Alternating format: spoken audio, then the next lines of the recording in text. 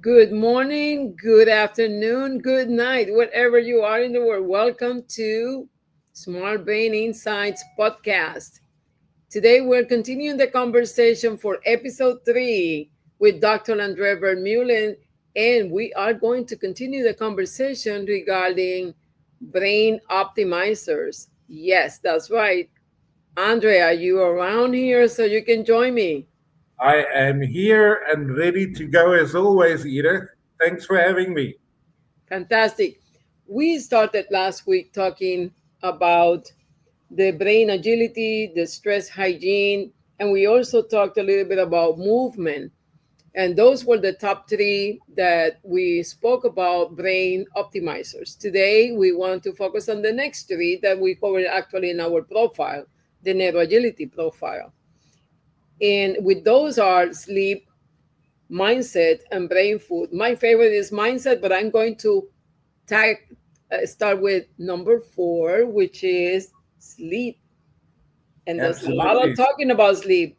One So, thing I learned before you start, one thing that I learned about sleep while doing this work with you throughout the year is how the brain actually purge all the stuff, that all the junky stuff in the brain while we're sleeping.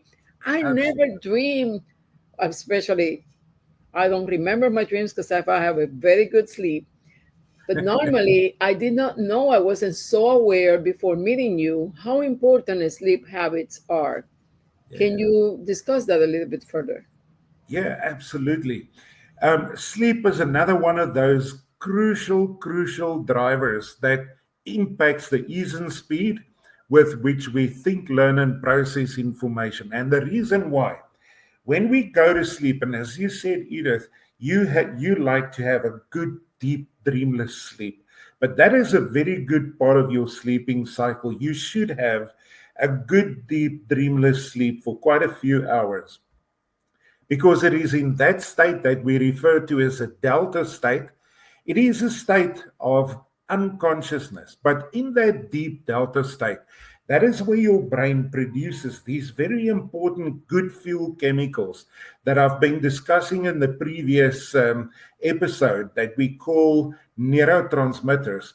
But these neurotransmitters are facilitating neurotransmitters. They help to transmit messages from one cell to another. And that's good fuel. And your brain functions at optimum level when you have when those neurotransmitters are dominating. Just think for yourself, if you wake up in the morning, you didn't have a good night's sleep, how do you feel? You feel grumpy. And this is the body telling you, I have not produced enough of the good feel chemicals. So, sleeping is of crucial importance. And the younger people are, the more they should sleep. But we should sleep somewhere between about 7.5 to 8 hours of sleep, whereas your deep delta sleep should be about between 4.5 to 5 hours, part of that sleeping cycle. And it should happen consistently. And if we do that, we literally recharge the brain so that it can function tomorrow at optimum level and make you look good. I always say, help your brain to help you. One of those ways is to make sure you have a good night's sleep, and an hour before 12 equals 2 after 12. And it has to be dark and it has to be quiet. So, good night's sleep is not negotiable for very challenging, for a demanding life. Absolutely. I also heard, not actually heard, but I read an article regarding it was a research regarding how the brain tried to compensate your energy level the next day when you're not having a good sleep. It kind of looks back and say, oh, for the last 3 days you've been doing this activity, therefore you need this much energy today. Because if we were only to know how the brain works, and then Absolutely. what it does is, it in order for you to make sure that you're ready to go for the day as the brain thinks you need to be ready, then you're compensating with cortisol, which we know is not really that good for our neurotransmitter. So sometimes you might feel the energy and you think, oh, I slept only a few hours, But the reality is that next day you might be able to perform, but it's not going to be with brain clarity because what you're generating is cortisol. How Those does that? chemicals really impact our concentration, our memory, our sharpness, everything. Yes, it's a thing. I never really appreciated the sleep as much as I appreciate sleep now.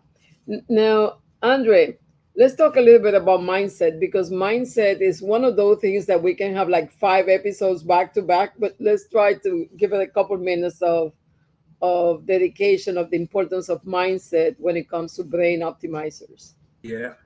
I agree with you, Edith. Mindset is everything. We can only be what we think. You can never be more than the sum total of your thinking. And I always say, people, a negative mind leads to negative behavior. A positive mind leads to positive behavior. A negative mind can never produce positive behavior, happiness, or good results. Now, I want to go back a little bit to that process of neuroplasticity that we spoke about. As we are talking here, and for the readers and listeners, as you are listening to me, inside the white and gray matters of your brain cells connect with each other and they form certain neural networks, a neural network, a pathway. And you are the result of those pathways that has been formed, whether it's the truth or not, and positive or negative, whatever your brain is constantly exposed to is being reinforced into your thinking, and it becomes an attitude. An attitude is the way that you habitually think. So a negative attitude will lead to negative responses. But here's the important thing. It's not just the wiring that's negative. With that wiring goes the chemicals that negatively impact your immune system. It drains your energy. It will make you ill. Mindset is everything. We've been talking a lot about the drivers that optimize your brain performance, and I never want to say one is more important than the other because they are all of primary importance. But I can tell you this, that even if I'm brain agile, but I have a limited mindset, a negative mindset towards life is going to suck for me still. Even if I manage stress very well, but I still stay negative, critical, and stuck in a limited mindset most of the time, life is going to suck. So it is so important that we need to really think about our thinking. That is metacognition. Think about your thinking. Listen to the soundtrack in your head. Pay attention to the pictures, the videos, the images in your mind. Are they mainly positive or are they negative? But whatever wins is, whatever is reinforced most is what's going to win. Mm-hmm. Inside all of us, there's a good wolf and a bad wolf. We can also say the negative wolf and the positive wolf. Which one wins? The one you feed most. And that is why we got to pay attention to our thinking. And really, if we want to change our lives, that there is the place for us to start. And talking about food, it's almost like mindset is the food for us to drive our energy. It can generate those neurotransmitters that we were discussing before. But now let's talk about our brain food. How do we maintain the healthy eating habits? Really helps optimizing the brain. We talk about brain food, and basically, the food that is good for the body is good for the brain. But having said so, for instance, your brain works a lot, it needs a lot of iron. So, here we specifically refer to the foods that gives you all the ingredients your brain needs to increase the speed and ease with which you think and learn. People never realize this, but food can actually have an impact on your personality. Just as alcohol can make people aggressive or friendly or, how can I say, tipsy, Alcohol has different types of effects on people. So does food. If we look at people, there's some research that says when we eat a lot of more red meats, it influences your personality by making you more aggressive than people who eat mostly white meat. Food is where are the raw materials where for the neurotransmitters to be uh, uh, uh, fabricated, to be produced. So the point is, if I don't eat healthy brain foods, I will not have enough raw materials for those neurotransmitters to be produced and to conduct those messages from one cell to another.